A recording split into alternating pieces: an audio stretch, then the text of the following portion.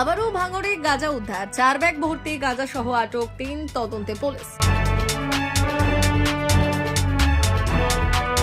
ভাঙড়ে আবারও বড়সড় গাঁজা উদ্ধারের ঘটনা ঘটল। গোপন সূত্রে খবর পেয়ে ভাঙড় থানার পুলিশ এবং ভাঙড় ডিভিশনের ডিসি টিম যৌথভাবে অভিযান চালিয়ে বাসন্তী হাইওয়ের বড়ালিঘাট এলাকায় একটি সাদা রঙের ট্যাক্সি আটক করে। তল্লাশি চালিয়ে সেই ট্যাক্সি থেকে উদ্ধার হয় 4টি ব্যাগ ভর্তি বিপুল পরিমাণে গাঁজা। পুলিশ সূত্রে জানা যায়, কোচবিহার থেকে 4টি ব্যাগ ভর্তি গাঁজা ট্রেনে করে কলকাতার দমদম স্টেশনে নিয়ে আসা হয়। সেখান থেকে একটি সাদা ট্যাক্সি ভাড়া করে উত্তর 24 পরগনার ঘুষিঘাটা এলাকায় নিয়ে যাওয়ার চেষ্টা করেছিল এক মহিলা ও এক ব্যক্তি। গোপন সূত্রে খবর পেয়ে ভাঙড় ডিসির পুলিশ টিম এবং ভাঙড় থানার পুলিশ যৌথভাবে বড়ালিঘাট এলাকায় ট্যাক্সিটি থামিয়ে তল্লাশি চালায়। তল্লাশিতে 4টি ব্যাগ ভর্তি বিপুল পরিমাণে গাঁজা উদ্ধার হয়, যার বাজার মূল্য বিপুল দাম বলে প্রাথমিকভাবে অনুমান করেছে পুলিশ।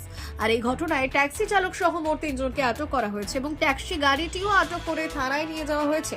তবে এই মাদক পাচার চক্রের সঙ্গে আরো কেউ জড়িত আছে কিনা তা খতিয়ে দেখা হচ্ছে এবং পুরো বিষয়টি নিয়ে তদন্ত করছে ভাঙড় থানার পুলিশ।